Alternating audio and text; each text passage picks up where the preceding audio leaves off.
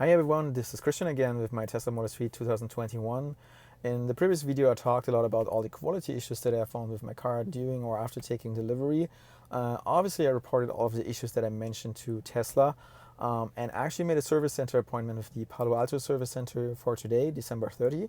However, yesterday Tesla called me and said that the service center looked over it and they think it's better for them to prepare a little bit for my service and order any parts if necessary, and it would be maybe better if they just sent me today mobile service so that the mobile service would actually like document all the issues, maybe fix something on the spot, but make sure that the service center has enough time and all the parts available if they need to change something for a dedicated service center appointment.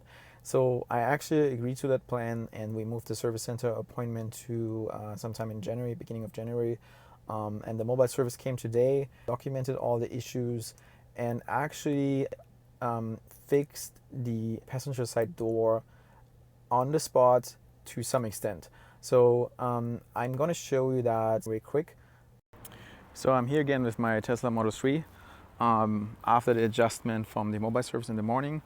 So basically what they did is I demonstrated them this particular issue of the door not closing properly, and then they actually adjusted this striker here a few times. They loosened it and then moved it around with a plastic hammer and made sure that the door is closing much easier. It's actually, I'd say, closing completely fine now in terms of like functionality.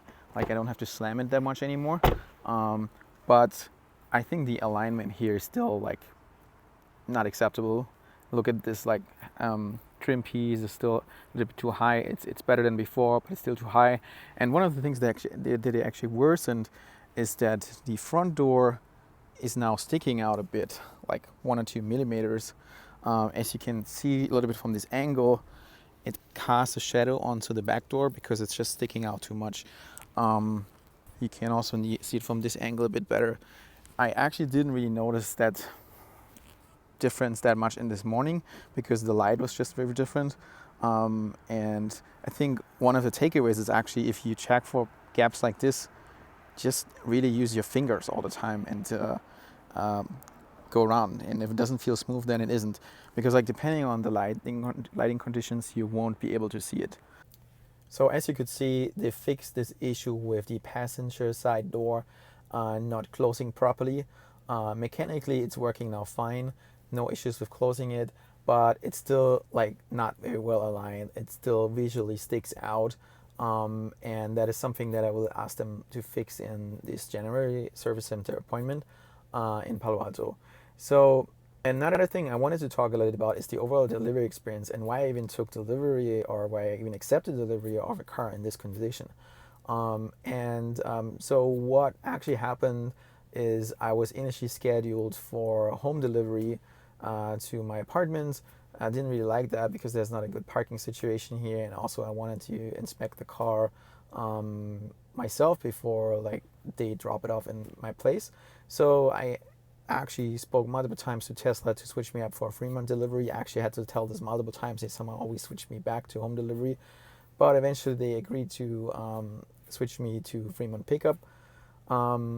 But it was this touchless experience where basically they sent you some instructions that your car is parked in front of the showroom in a particular spot, and you can go there, just look at the car, and then you're supposed to go online, make the final payment, and accept delivery before you can open the car. So for me, it's actually that I was there, I saw the car from the outside. I opened then the Tesla app and saw the car actually in my app. But when I tried to unlock the car, it said you have to accept delivery first. So yeah, I don't know. I did that. I accepted delivery after looking at from the outside and inside. And only once I opened the car, I noticed that mechanical issue with the passenger side not, opening or closing correctly. And I was frankly really surprised at this moment. I thought, okay, like this is 2020, the Tesla Model 3 has been around for 4 years. I didn't expect such major defects to still happen, but it happened. I was quite disappointed. What I did then is I actually went to the service center or to the Tesla Fremont showroom and told those people, hey, look, I accepted delivery, but I found like this major issue after accepting delivery, and can you please fix that?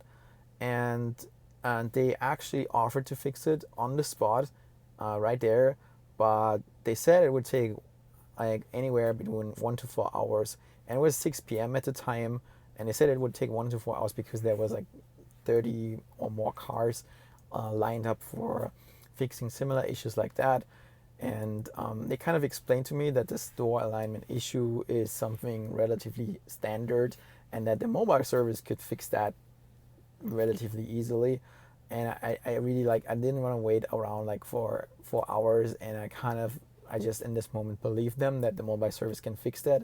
I already had accepted delivery anyways, so that's why I went home with the car like that and scheduled like the service later.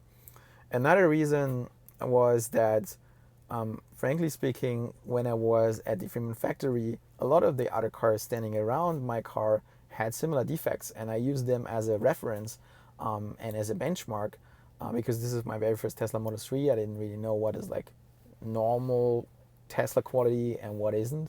But in the Fremont factory, like really a lot of cars had similar defects. And I actually went back to the Fremont factory today, and took a little bit more time to look at cars being scheduled for, or like being prepped for delivery there, like about 10 to 15 cars and different colors. And honestly, I found a lot of like pretty much almost all of the cars had very similar defects like my car. So I found like, I would say 90% of the cars had this issue with the headlights sticking out way too much. 50% of the cars had severe alignment issues around the trunk lid touching the C-pillar. There was 2 cars I found which had like this green tape by the headliner. I like more than half of the cars, they had headliner alignment issues. I found actually also some cars which had like front alignment issues where the front was not really centered. Almost all the cars had issues with like the headlights not being like centered. And so in general, there just seemed to be a lot of like basically almost all the cars had similar issues, and I really didn't find any car that was like perfect by any definition. And I'm not sure, like I always thought, okay, this car has been there for 4 years and Tesla has improved its quality, but apparently when Tesla is doing this quarterly delivery push, the quality just dips. The quality just dips a lot, and I guess that's what you have to sign up for if you're going for a Tesla. I did, and I'm honestly having a little bit of regrets right now, but it is what it is. I have to make the best out of it. What I can tell you is my lessons learned is that if you are going to pick up your Tesla, especially during the end of the quarter delivery push, go there with the expectation that that you might have to reject delivery, right?